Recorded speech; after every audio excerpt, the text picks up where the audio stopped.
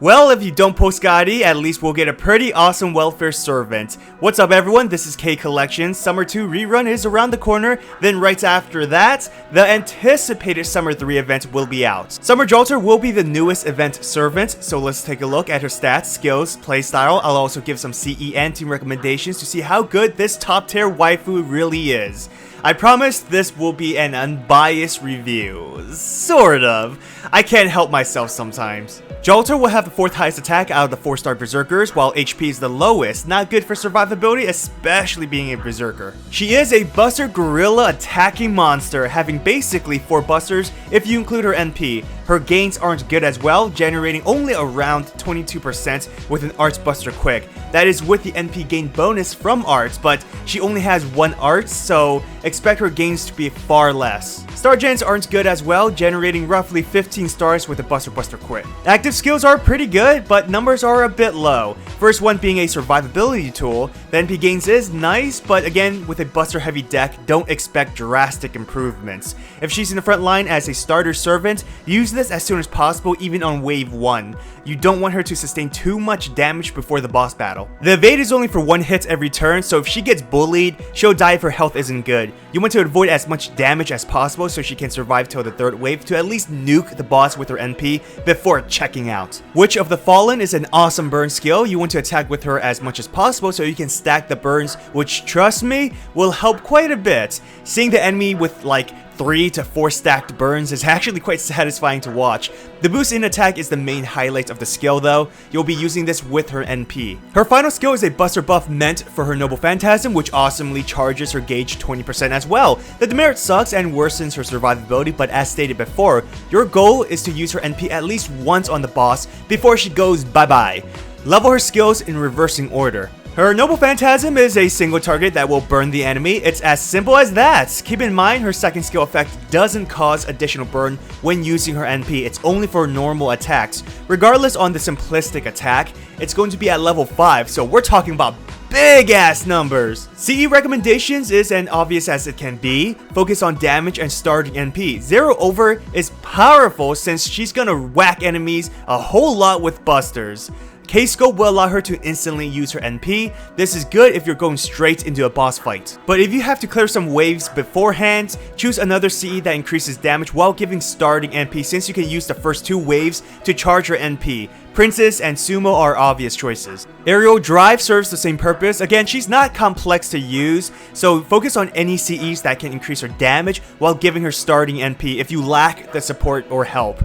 There's plenty of other selections. Now, if you have your own waiver or Scotty, you can use Black Growl for an instant NP attack, or if you have a servant that can charge at least 10% NP, then you'll still be able to instantly use Jalter's NP with Black Growl. A combination of Shakespeare, a support waiver, her own NP battery will give you 90% charge, so you can switch out for your 3rd supporter to charge the remaining 10%. A lot of work, but it's a budget option. For team recommendations, just pull the goddamn double Merlin combo and call it a day. He does help with her survivability as well, so Jalter will last a bit longer. You have your budget Merlin if you don't have your own. Like her CE recommendations, choose team members that can charge her NP and buff attack. Leonidas is an excellent support for her, being able to buff her Buster while provide protection with his taunt.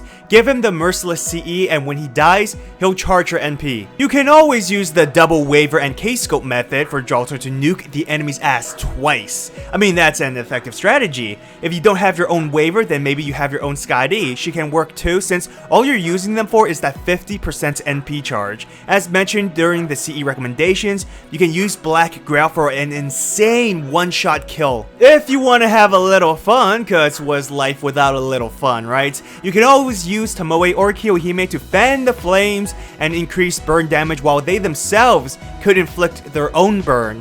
Just watch your enemies slowly melt away. This isn't an effective CQ combination, but hey, you gotta have fun sometimes. My final thoughts on Summer Jalter: she is the best welfare servants you're going to get in this game. I mean, absolutely amazing. top tier servant in FGO, you're crazy to think otherwise. I'm just joking, she's alright. She's a glass cannon, having extremely low HP, along with a 1k hit demerit, makes her quite fragile. Besides kicking enemies in the balls or shin, Jalter doesn't really offer anything unique, aside from the stack of burn damage, which is helpful. She's a simplistic gorilla who smacks people with a bunch of busters. Star Gen isn't good, nor is her NP gain, so you will need to invest in good support to make her work. Her main objective is to nuke the enemy with her NP before dying. Now, her insanely high NP damage is what makes her good. Most players only have single target berserkers at NP 1 or NP 2. Jalter, being a welfare servant, will be at NP 5, far exceeding a lot of Berserker's damage outputs. She surpasses an NP2 Kintoki and Hijikata, both of them being 5 stars, which says a lot, especially when not everyone has a powerful single target Berserker. Even if they do, rarely will they have them at NP3. Jalter even surpasses a few big hitters at NP3 like Ibaraki or Penth, even beating out an NP5 Heracles. So her high NP damage is what makes Jalter a strong servant. She requires a lot of setup though, so that is one reason why she isn't always viable, and using her on wave 1 carries a lot of risk because Jalter can easily die before wave 3. Even with her evade skill, there were at times when she was bullied to death before reaching the boss. What she needs in addition to her evade is a gut skill just as a backup. You can also have her on reserve, then switch her in so that it will guarantee her fighting the boss on wave 3. But the evade does help a lot, and if you're lucky, she can survive quite a while. Overall, if you can get her to fire off at least one NP attack, then mission accomplished. She's not a bad servant, she's actually really good. The main issue is that Jalter is risky to use, as with all glass cannons. She's not meant for very long battles, and that's another issue. Most late game bosses have break bars, making her less effective, but it's rare that you'll use all 6 servants in battle, so even if she does die, at least she can take out 1 bar on a boss. She's good because she's a welfare servant. If Summer Jalter were a servant you'd have to summon on a banner, sadly even as a top tier waifu I couldn't recommend her. I mean, I'd still kill my wallet for her, but thankfully they made her free, and because of that, Summer Jalter will be one of your highest damage dealers in the game. So 10 out of 10, best servant ever. Special thanks to all my patrons and sponsors. If you want to support my channel, check out my Patreon or channel membership. Well, I hope you enjoyed this video. If you did, hit that thumbs up and subscribe to my channel for more Fates content. Follow me on Twitter, Instagram, and join my Discord server. All links are in the description. Have an awesome day, everyone. Till next time.